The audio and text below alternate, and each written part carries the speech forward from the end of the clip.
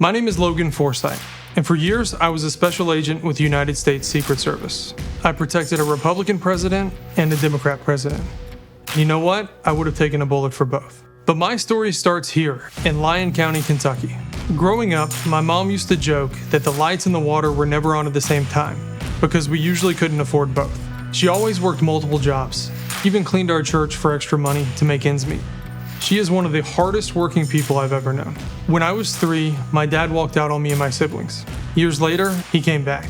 But those early years, they left a mark. I was stripping tobacco by the age of 7. I taught myself to fix engines by the age of 13. I did anything I could to help my family.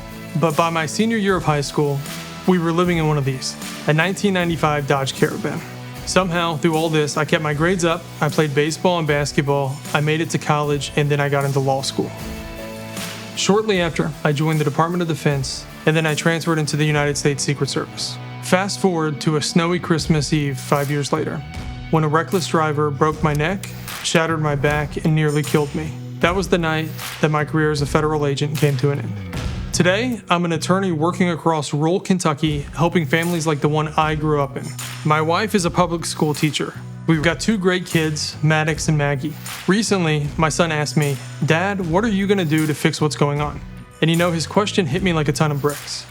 So today, I'm announcing that I'm running for the United States Senate.